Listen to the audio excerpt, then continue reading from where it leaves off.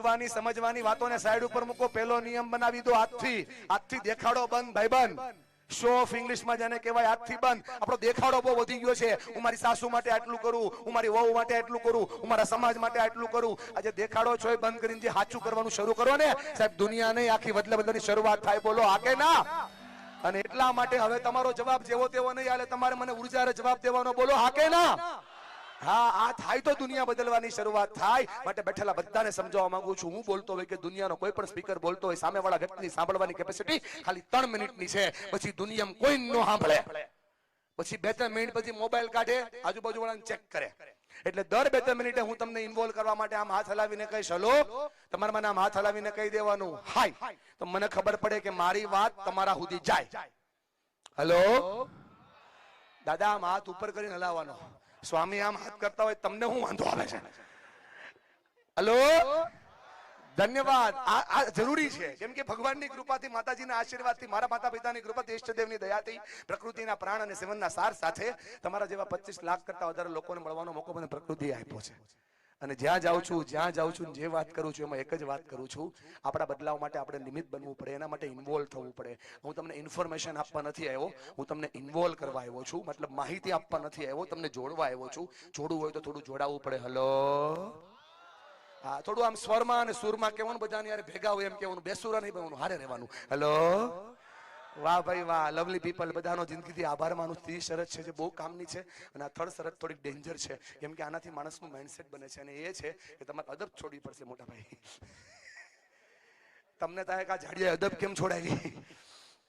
આ છોડ દો બેન, તમને જ કહું છું હું. તમે તો વાર્તા લઈને આવ્યા છે, મારે કાં સુધી બધું મારી હાવું ન છે.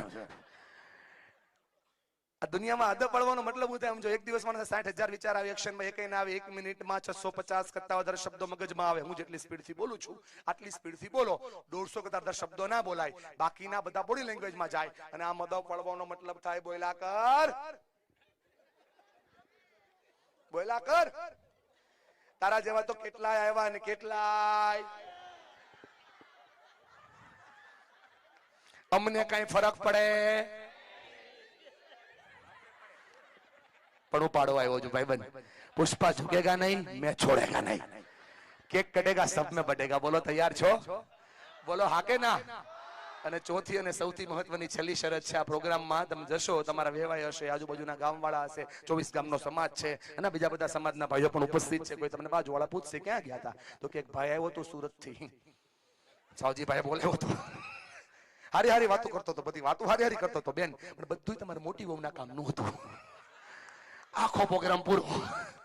આવા તો કેટલાય પ્રોગ્રામ આપણે ઘસી રહ્યા. સ્વામી તમે તો વિચરણ કરી થાકી ગયા, પણ કાંઈ ફરક પડતો પાડવાનો છે યાર. ફરક પડતો નથી, નહીં પાડવાનો છે. જમણા હાથની આંગળીને ઉપર કરો. વાહ ભાઈ વાહ. જે નો કરે હગ્ગા હાડુ ભાઈ ના હમ. સ્વામી બાદ છે એમાંથી. બાકી બધાને ઉપર હાથ કરો, તમારે નથી કરવાનો. ઉપર હાથ કરો. વાહ ભાઈ વાહ. અહીંયા લાવો છાતી પાસે. બેન બા કરો ને, બા આમ કરો ને જરીક બા. હા, કેમ કે બાને આજ કોઈ માથાનો ભટકાણો છે. કરો, આમ કરો, બરાબર હાથ કરો. વાહ ભાઈ વાહ. અહીં છાતી પાસે લાવો. બોલો મારી હારે, બોલો મારી સાથે, બોલો. બોલો આ પ્રોગ્રામ. થોડુંક જોશથી બોલો, દિલથી બોલો. ખાલી આમ જો ગળે ની, પેટથી બોલો, નાભીથી બોલો, અને તમારા માટે હોય એમ બોલો. બોલો આ પ્રોગ્રામ. જોશથી બોલો. આ પ્રોગ્રામ મારા માટે છે. બોલો હા કે ના? હવે જવાબ તમે આપજો, સવાલ મારા. બોલો આ પ્રોગ્રામ મારા. આમ કરીને બોલો આ પ્રોગ્રામ.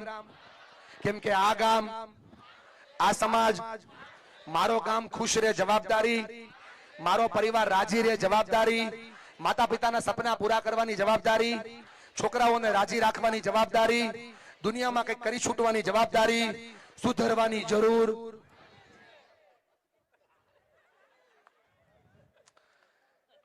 હેલો, પ્રોગ્રામ શરૂ થઈ ગયો. સુધરવાની જરૂર મારે છે, એ થાય તો કામ થાય. બોલો હા કે ના? કેટલા લોકો મારી વાતથી સહેમત છે કે વાત તો સાચી છે? સૌથી પહેલા સમજાવવા માંગુ છું, પરિવારનો મુદ્દો આપ્યો છે, સમાજનો મુદ્દો આપ્યો છે. સમાજમાં 5 પ્રકારના લોકો હોય સાહેબ.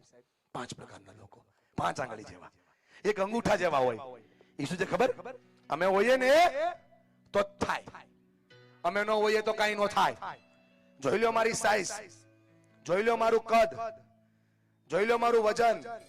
દાદા મારું નહીં, અંગૂઠાનું. આમ કહું તો ઓલ ધ બેસ્ટ, આમ કહું તો ટાઈ ટાઈ ફિશ, અને સાય વાળો થઈને દસ્તાવેજ પર પડું માલિક બદલું નાખું યાર. માટે અમે મોટા, અમે મોટા કે ને. એટલે હું તમને ખાલી રૂપક આપું છું, તમે સમજી જાવ કોની વાત કરું છું. દરેક ગામમાં હોય બાપુ, તમારે એક મારું માન બાંધ રાખવું પડશે, તમારે અદબ છોડવી પડશે. ભગવાન આપનું ભલું કરે. બીજી આંગળી કે એવું ન હોય કે ભાઈ, એવું ન હોય કે ભાઈ અંગૂઠો હોય, તાકાત હોય તો જ કામ થાય. તાકાત હોય તો કામ ન થાય, બુદ્ધિ હોય તો કામ થાય. 5 વર્ષે ઇલેક્શન આવે, બ્લુ કલર ની ચાપ દબાવીએ, દેશનો રાજા બદલી નાખીએ. માટે અમે મોટા.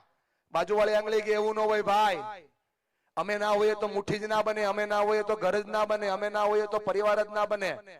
આવો ભાઈ, સરસ મજાનું કામ આ શિવ મંડળ વાળા ભાઈઓ કરે છે, એકવાર તાળીઓથી વધાવો.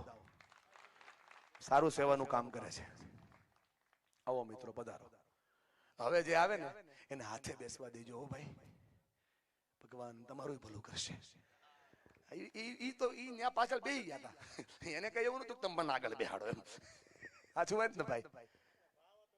જય હો, ભગવાન તમારું ભલું કરે. કાકા થોડુંક કામ કરીએ, બોલો કરશો? અંગૂઠાઈ કીધું હું મોટો, આંગળી કે હું મોટો, આંગળી કે એવું ન હોય, અમે ન હોય તો મુઠ્ઠી જ ન બને, માટે અમે મોટા. બાજુવાળી આંગળી કે રાજા ગમે એને બનાવી દો પણ ચાંદલો જ ન થાય તો માટે અમે મોટા. ટચલી આંગળી તરત કીધું કે અઘરામાં અઘરું કામ હોય, ઇમરજન્સીમાં ઇમરજન્સી કામ હોય તો અમે જ કામ લાગીએ. તમે સમજો છો ઈ નહીં, પણ ગોવર્ધન પર્વત તોડવાનો થાય તો ટચલી આંગળી જ કામ લાગે. અને એટલા માટે આ 5 આંગળીનો ડખો બહુ લાંબો ચાલ્યો, સોલ્યુશન નહોતું મળતું, સમાધાન નહોતું મળતું, બહુ લાંબો ચાલ્યો. એટલે આવા કોઈ વડીલ પાસે આવ્યા. કેસ બગડે અને સુધારે ને ભાઈબંધ તો એને વકીલ કહેવાય, પણ ઘરના કેસને બગડવાનો દે તો એને ઘરમાં બેઠેલો વડીલ કહેવાય.